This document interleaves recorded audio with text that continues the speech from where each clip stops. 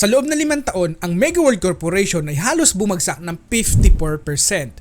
At ang kanyang current market cap ay nasa 64 billion pesos. Kanyang revenue naman ngayon ay nasa 64 billion at ang kanyang net income ay nasa 15 billion pesos. Samantala, kanilang free cash flow ngayon ay nasa 3 billion pesos. Average na free cash flow talaga nitong kumpanya ay nasa 12 billion pesos. Pagdating sa PE ratio in terms of multiple valuation, pinapakita dito sa atin na itong kumpanya ay nasa undervalued category. Dahil nga sa pagbagsak na kanilang free cash flow, mayroon siyang payback time na 12 years. However, ang kanilang earnings yield ay nasa 10% naman. Ang pinaka-latest information naman dito sa Megaworld ay magbibigay ito ng dividend sa kanyang mga shareholders at ito ay matatanggap sa November 14, 2023. At mayroong ibibigay na cash dividend na nasa 6 centavo dividend per share. Ang kanyang current dividend yield ngayon ay nasa 3%. Ang industry's average ay nasa 1.5%.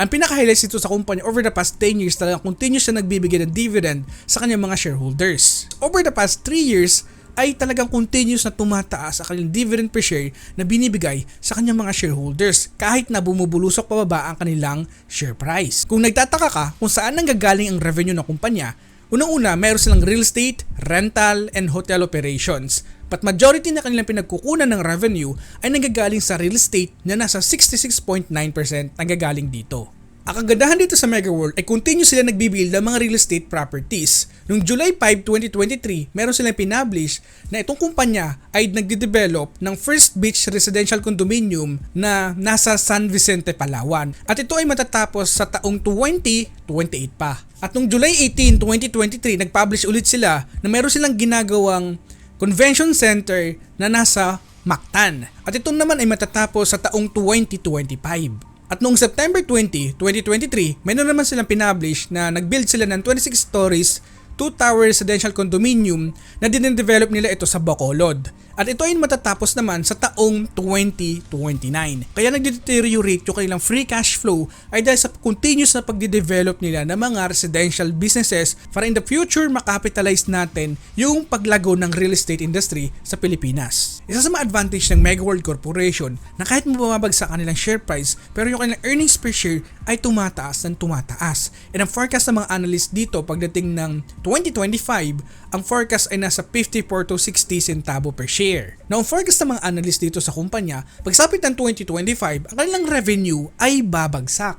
Pero, ang kanilang income naman ay tataas. So, okay pa rin tignan na ang kanilang income ay tumataas over the years. Now, ang kumpanyang Megaworld Corporation ay isa sa mga prominente pagdating sa real estate, investment, and services. Sa kanyang 1-year change pagdating sa mga competitors sa kumpanyang ito at sobrang dami, ay nasa halos 2% lamang. Isa sa mga kagandahan dito sa Megaworld Corporation ngayon ay yung kanilang kinikater na utang. Ang kanilang long-term debt to equity ay nasa 32% lamang and ang kanilang total debt to equity ay nasa 45% lamang. And mayroong forecast na in the next coming 5 years mag-grow ng 13.26%. Kung tatanungin mo naman ako kung undervalued ba itong Megaworld Corporation ngayon, kung titignan natin dito sa 11 metrics valuation method na ginamit natin, ang average intrinsic value ay nasa 3.61 pesos per share and merong upside potential na nasa 73.64% na kung lalagyan natin to ng assumptions based up data in terms of their financials, aba ang kanyang intrinsic value in terms of assumptions natin in the next coming 5 years, ang target price pa rin natin ay nasa 3.84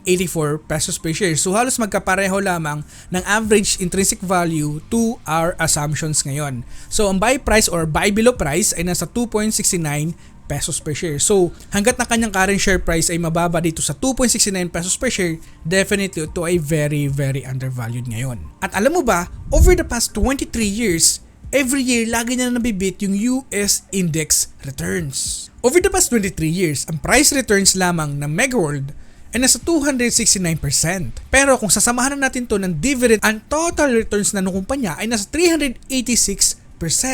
Ang US index returns ay nasa 227% lamang. So in short, over the past 23 years, mas maganda pa rin yung returns ng Megaworld Corporation. Ito naman ang mga nanalo ng portfolio tracker ko. Congratulations sa'yo kasi ikaw yung unang nanalo ng aking portfolio tracker. And also, congratulations sa'yo.